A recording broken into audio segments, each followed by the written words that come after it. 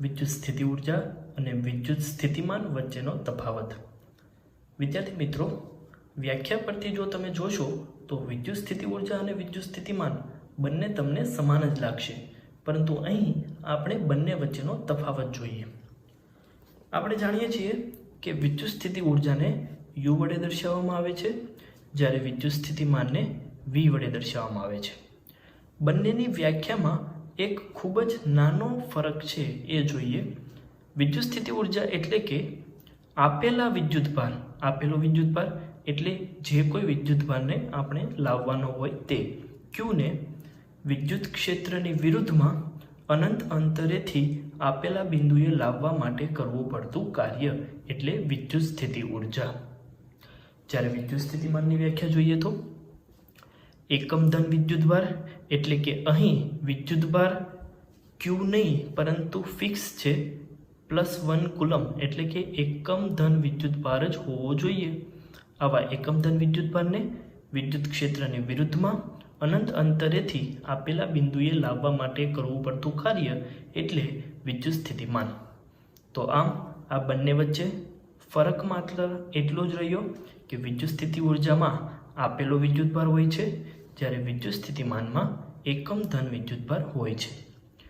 વિદ્યુત સ્થિતિ ઉર્જાનું સૂત્ર જોઈએ તો વિદ્યુત સ્થિતિ ઉર્જા એટલે કરેલું કાર્ય, જ્યારે વિદ્યુત સ્થિતિમાન એટલે કરેલું કાર્ય છેદમાં પરીક્ષણ વિદ્યુતભાર।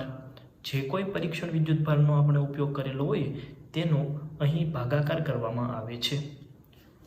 વિદ્યુત સ્થિતિ ઉર્જાનો એકમ જૂલ છે, જ્યારે વિદ્યુત સ્થિતિમાનનો એકમ વોલ્ટ અથવા જૂલ કુલમ ઇન્વર્સ છે। વિદ્યાર્થી મિત્રો, અહીં આપણે આ બે સૂત્રો જોયા।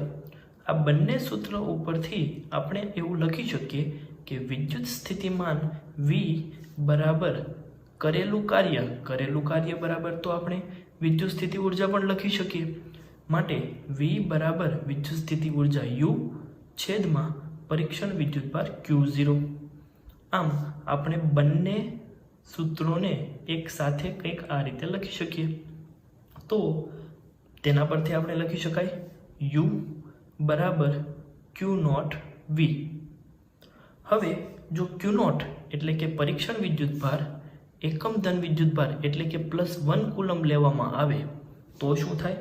જો Q0 બરાબર +1 કુલમ લેવામાં આવે તો U બરાબર V થાય, એટલે કે 1 કુલમ વિદ્યુતભાર માટે વિદ્યુત સ્થિતિ ઉર્જા અને વિદ્યુત સ્થિતિમાન બંને સમાન થાય।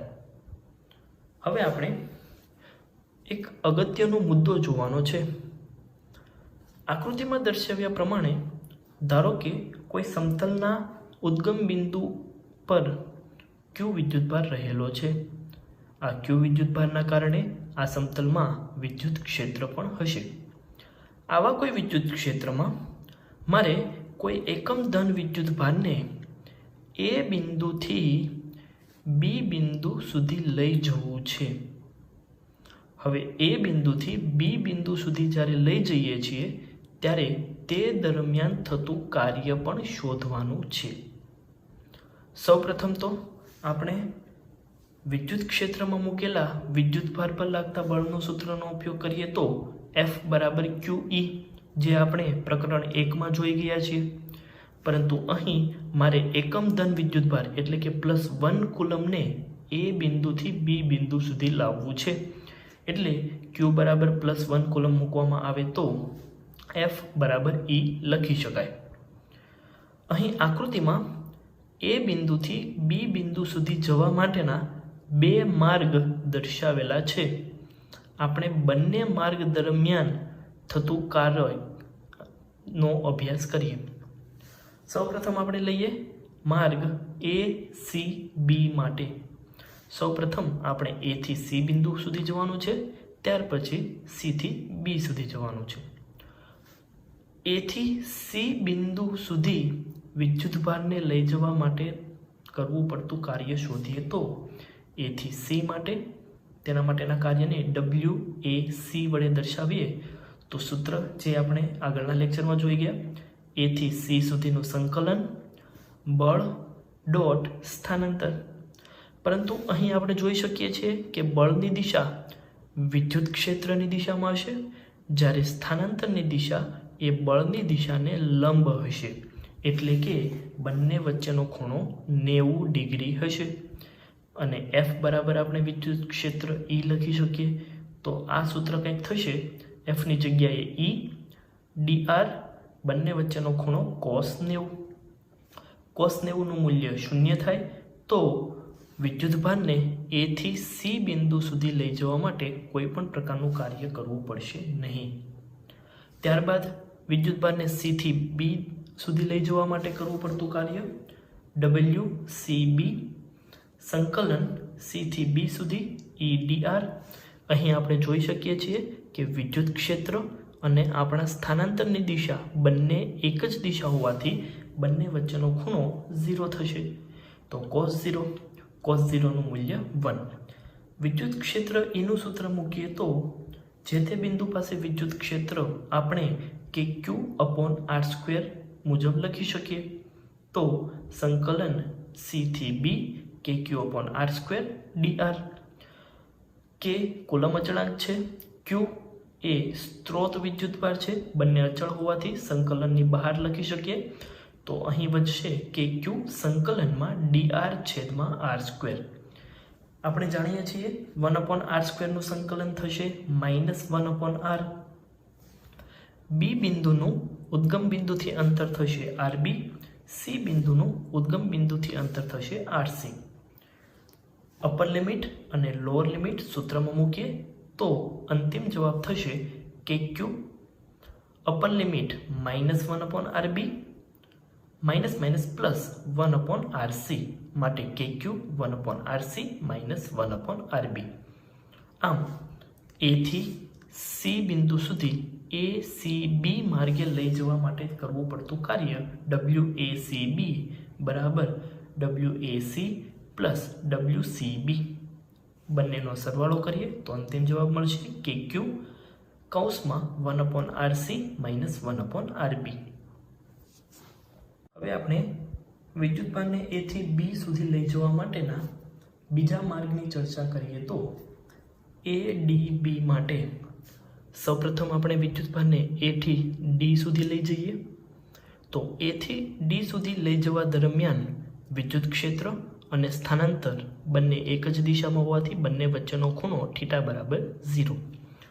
WAD સંકલન A થી D E dr cos 0, માટે E ની વેલ્યુ KQ/R², cos 0 નું મૂલ્ય 1, 1/R² નું સંકલન -1/R.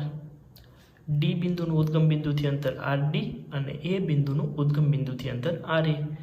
બધી કિંમત મૂકીએ તો KQ 1/RA -1/RD. D થી B બિંદુ સુધી લઈ જવા માટે કરવું પડતું કાર્ય તો અહીં વિદ્યુત ક્ષેત્ર અને સ્થાનાંતર બંને એકબીજાને લંબ હોવાથી θ બરાબર 90, માટે cos 90 નું મૂલ્ય 0, માટે D થી B માટે WDB બરાબર 0.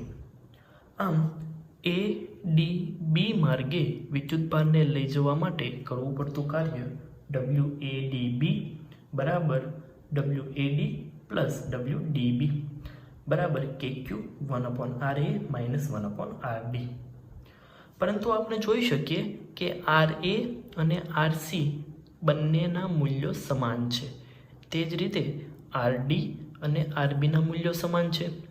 જો આ બંનેના મૂલ્યોનો ઉપયોગ આ બંને સૂત્રમાં કરવામાં આવે તો RA અને RC, RB અને RD સમાન છે. તો હું લખી શકું કે વિદ્યુતભારને ACB માર્ગે લઈ જવા માટે જેટલું કાર્ય કરવું પડ્યું એટલું જ કાર્ય ADB માર્ગે લઈ જવા માટે કરવું પડે. આમ કરવું પડતું કાર્ય એ માત્ર ને માત્ર પ્રારંભિક બિંદુ અને અંતિમ બિંદુ પર જ આધાર રાખે છે. તે કયા માર્ગે લઈ જવામાં આવે છે તેના પર આધાર રાખતું નથી.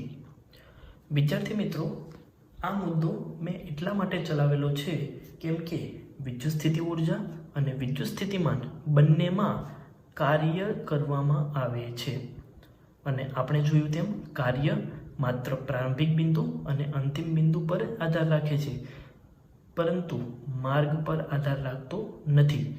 તો તે જ રીતે વિદ્યુત સ્થિતિ ઉર્જા અને વિદ્યુત સ્થિતિમાન આ બંને પણ પ્રારંભિક બિંદુ અને અંતિમ બિંદુ પર જ આધાર રાખશે. તેને કયા માર્ગે લઈ જવામાં આવે છે તેના પર આધાર રાખતું નથી.